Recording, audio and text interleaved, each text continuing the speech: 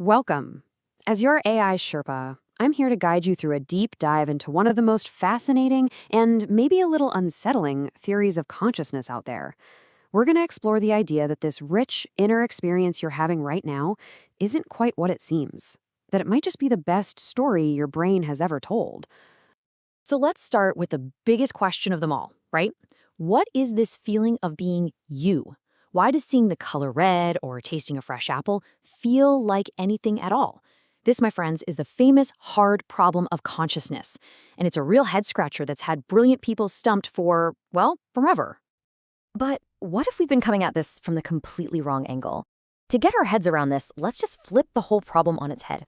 Instead of asking how some magical, non-physical feeling pops out of the physical stuff in our brains, what if we ask a different question? Why is my brain so incredibly, unshakably convinced that it has this feeling in the first place? And that is exactly where we get to the core of Michael Graziano's attention schema theory. It pretty much ignores the question of where consciousness comes from. Instead, it asks why our brains insist, with total absolute certainty, that we have this private, inner, subjective world. The big idea here is that what we call consciousness isn't some extra thing the brain has. Nope, it's actually a simplified model, a kind of story that the brain tells itself about what it's doing when it pays attention. Think of it like a user-friendly icon on your computer screen. It's not the complex code, it's a useful caricature that helps you get the job done. Okay, to really wrap our minds around this, Graciano gives us this brilliant little thought experiment. Let's try to build a machine from scratch that doesn't just process data, but that actually claims to have a subjective experience of it. How would we do it? All right, step one is pretty straightforward. We give our robot a basic internal model of the world around it, so it can build a description of an apple. It's red, it's round, it's over there. It has the raw data, the basic facts. Okay, next up, steps 2 and 3. We give it a way to talk, a linguistic interface, and, this is important, we give it a model of itself, a self-schema. So now it can tell the difference between the apple and me. It can report facts about both. But here's the catch. It still can't talk about the relationship between the two. And this is the secret sauce, the final crucial step. We give the machine an internal model of its own attention, a model of the process of it focusing on the apple. This is what we call the attention schema. It's a model of the relationship between me and the apple.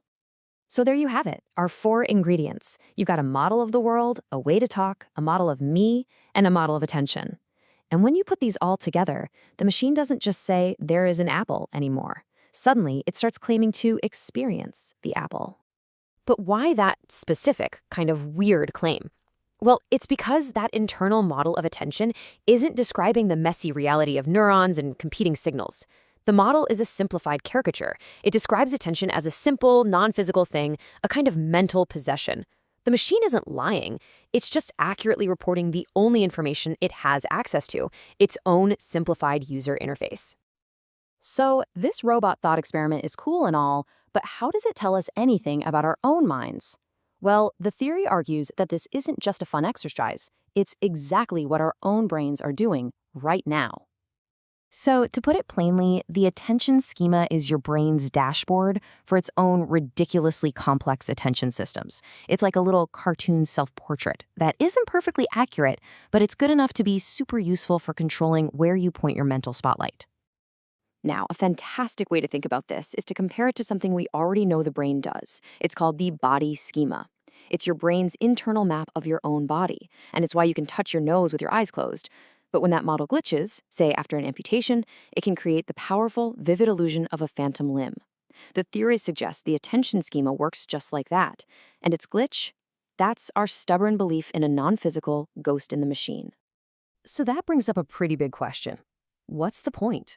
Why would evolution go to all the trouble of building this elaborate internal cartoon of our own attention? What's the survival advantage?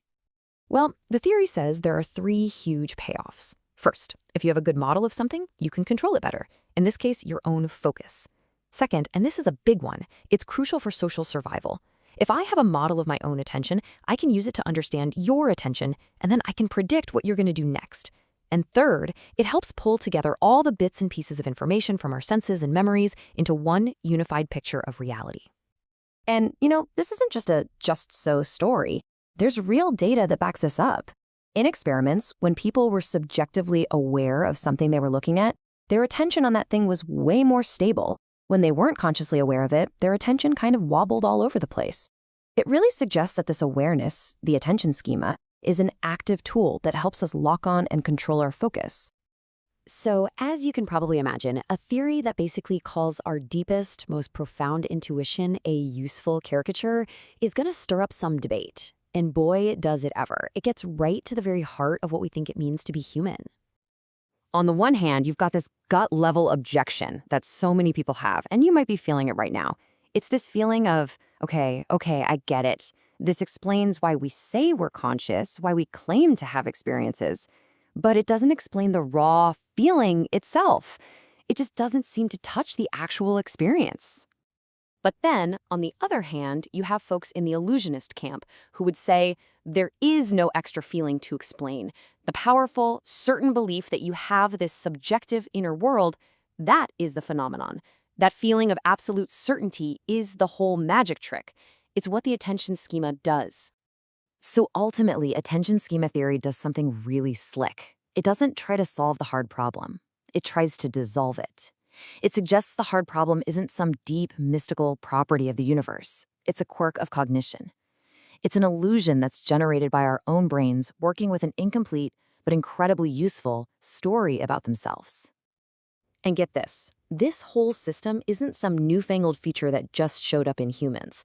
Graziano traces the evolution of the cortex, what he calls the brain's attention machine, all the way back 300 million years.